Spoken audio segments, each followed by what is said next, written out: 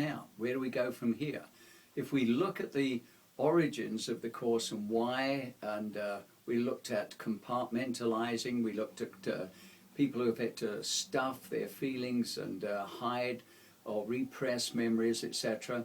And we looked at this being a guide and a way of cleaning and clearing those things so that a person can actually move on. So instead of burying or swallowing those things, we're hoping that this has now allowed for process of that same stuff, so that if we looked at shock and trauma and we looked at what we needed to do to collapse, these are some tools that I provided for you, hopefully that you will use, hopefully that you've become aware of if you weren't before, in terms of being maybe a clinical practitioner and supporting other people as they process their stuff. But I want to talk about some of the resources that are also available to you, because that's very important too. And one of those resources for those people who are interested in the tapping, which has become extremely comfortable for a lot of people in terms of practitioners who support this and do that, and many individuals who do it for themselves in a variety of ways, EFT being the most popular form of that. And I would remind people there's a thing called the World Tapping Summit. A gentleman by the name of Nick Ortner, O-R-T-N-E-R, puts that together.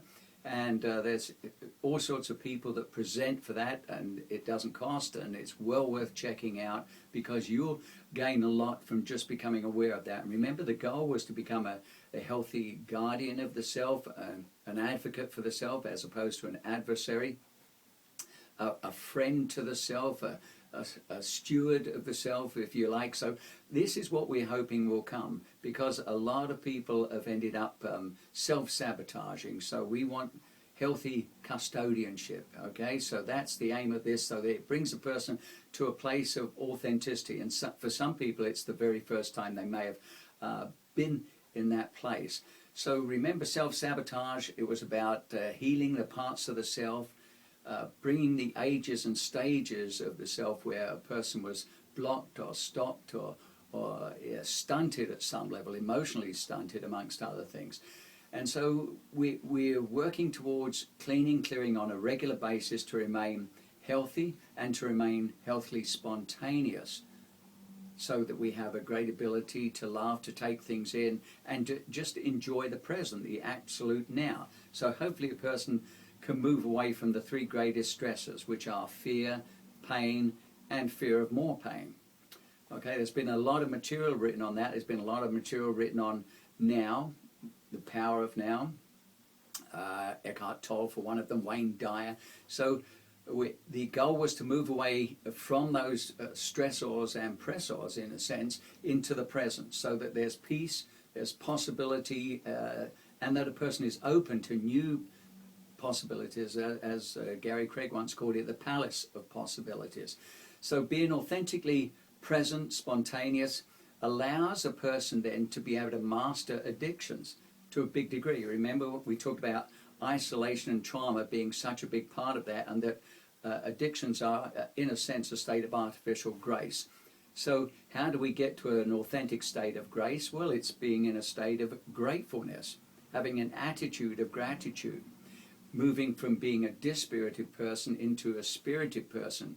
Remember, the Latin for alcohol is spiritus, alcohol. So when you look at that, again, it helps us understand about the artificial nature of spirituality that comes through substances or even processes. And hopefully by clearing this stuff, you will have an authentic sense of self and a sense of one's own spiritual self.